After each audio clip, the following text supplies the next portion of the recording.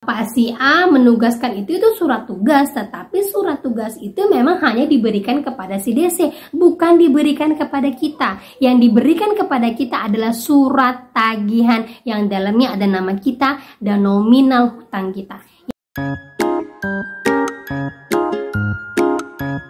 Halo, assalamualaikum warahmatullahi wabarakatuh. Apa kabar teman-teman semuanya? Semoga semua dalam keadaan sehat walafiat ya.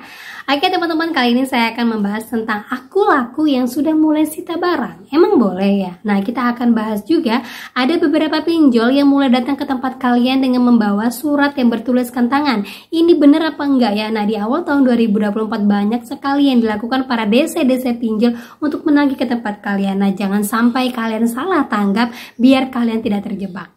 Kita akan bahas, tapi sebelumnya buat kalian yang baru gabung di channel saya, jangan lupa klik tombol subscribe-nya, nyalakan notifikasi loncengnya agar terus dengan saya. Oke teman-teman, ini dia buat kalian.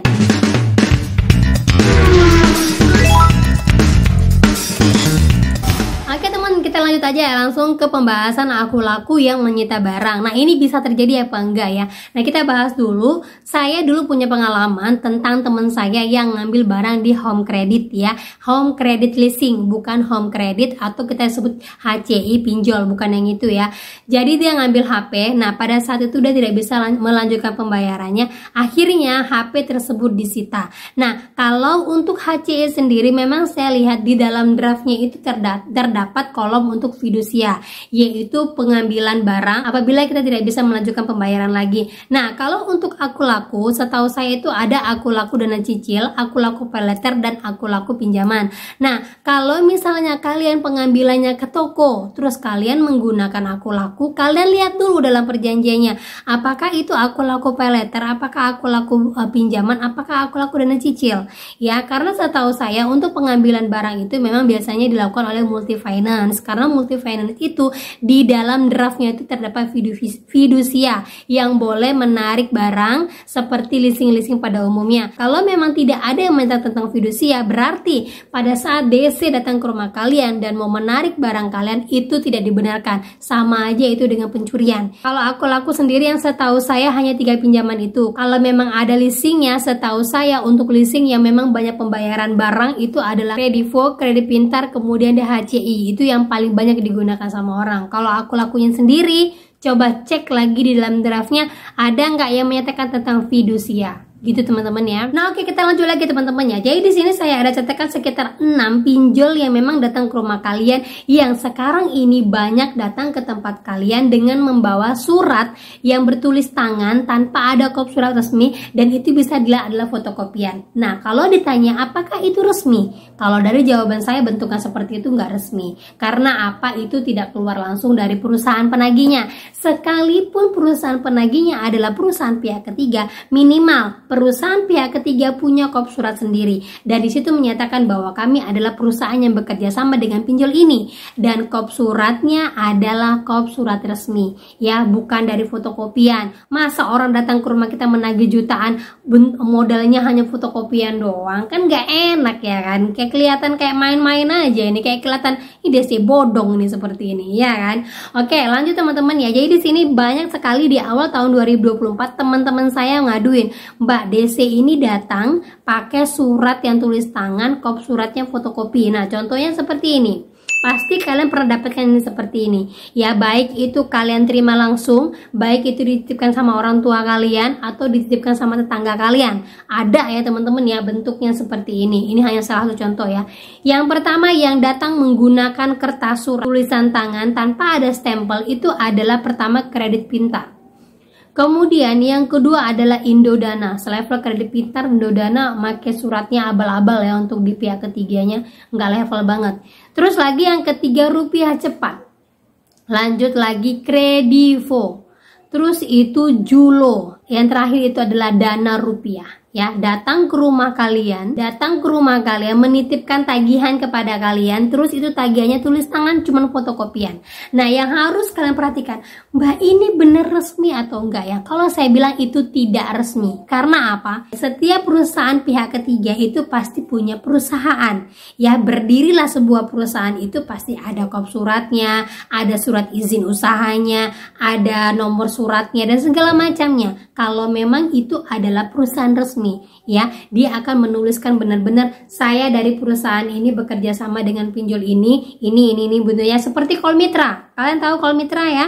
Call Mitra itu adalah pihak ketiga resmi yang menyatakan bahwa saya adalah Call Mitra, saya bekerja sama dengan pinjol A, B, C, D, E, F, G dalam menagih. Jadi pada saat datang surat kepada kita itu adalah yang datang Call Mitra yang menyatakan bahwa saya sebagai pihak ketiga dari pinjol Shopee dengan nomor perjanjian sekian-sekian akan menagih kepada saudara dengan nominal sekian. Nah, itu adalah resmi. Tetapi kalau bentuknya seperti yang kalian lihat di awal tadi, itu tidak resmi. Karena pertama, itu tidak adanya stempel dari surat yang datang kepada kalian, stempel basah.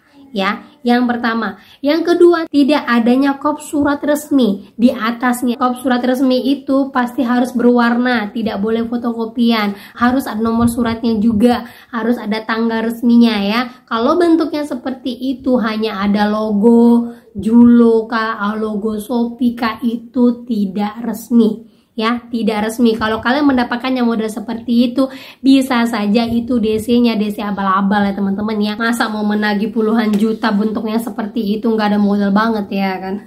Oke, lanjut lagi ya. Kalau yang benar-benar adalah surat tagihan yang datang untuk kita ataupun surat somasi yang datang kepada kita ya, itu jelas ada nama kita dalam surat itu, jelas ada nomor perjanjian kita dengan pinjolnya, kemudian ada nilai hutang yang memang kita galbaikan dalam sana. Itu baru surat resmi yang diberikan kepada kalian, yang benar-benar baru kalian nyatakan, oh iya ini emang hutang saya, ada nama saya gitu kan. Tapi kalau cuman hanya surat menyatakan Bapak si A menugaskan itu surat tugas, tetapi surat tugas itu memang hanya diberikan kepada si DC, bukan diberikan kepada kita. Yang diberikan kepada kita adalah surat tagihan yang dalamnya ada nama kita dan nominal hutang kita. Ya, jadi kalau kalian mendapatkan surat-surat kayak di awal tadi itu abaikan saja, karena itu bukan untuk kalian. Ya, itu adalah untuk si Bapak DC-nya. Ada yang ditugaskan dari pinjolnya kepada pihak ketiga kepada Bapak DC-nya.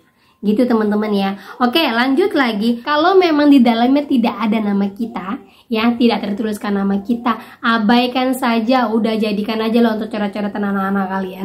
Bukan tidak menghargai DC yang datang. Setiap DC yang menagih ke tempat kita itu adalah harus DC yang resmi, bukan DC abal-abal, kecuali untuk rentenir ataupun koperasi. Ya, banyak kejadiannya ya. Banyak ada yang menyamakan, Mbak, si ini aplikasi ini datang ke tempat saya, itu saya tanya, ini pinjol legal atau koperasi atau rentenir biasa? Ini koperasi, Mbak. Kalau koperasi itu berbeda dengan pinjol, walaupun sistemnya hampir sama, tetapi di dalam perjanjian-perjanjian koperasi itu kita tidak bisa samakan dengan pinjol. Mereka itu tidak terdeteksi sama OJK, mereka itu berdiri sendiri, ilegal. Jadi kenapa zaman sekarang itu orang lebih menghindari untuk koperasi? Koperasi itu DC-nya mau mukul kita, mau apa itu bisa, walaupun jatuhnya nanti kita laporkan sebagai pidana, tetapi kita sebagai keluarga yang ditinggalkan akan terancam. Karena koperasi itu luar biasa lah, janganlah. Sama juga dengan rentenir. Ya, bagus kalian dipinjol aja lah, pinjol galbay udah selesai gitu ya kan. Kalaupun nggak bisa bayar sekarang ini, nanti aja. Kalau untuk masalah DC, enggak semua pinjol legal itu ada DC lapangannya. Tetapi bisa menjadi kemungkinan kalau semua pinjol legal itu bisa masuk ke dalam slik OJK, walaupun sekarang belum ya. Nah, itu dia teman-teman ya, untuk yang surat resmi yang datang ke tempat kalian. Ya, kalau memang di dalamnya itu hanya fotokopi, terus itu hitam putih, terus ditulis tangan, berarti itu surat tugas ya, yang tidak diberikan kepada kalian. Itu hanya surat tugas yang memang untuk DC-nya aja, dia ditugaskan. Nah, kamu saya tugaskan ke rumah si A ya. Nah, itu surat tugasnya, tidak diberikan kepada kita. Yang datang kepada kita adalah resmi, ada kop suratnya, sekalipun dia pihak ketiga, harus kop surat yang berwarna, harus ada stempel basah, tanda tangan resmi ya. Dan juga di dalam surat itu ada nama kita, ada tunggakan kita, ada nomor kontrak kita.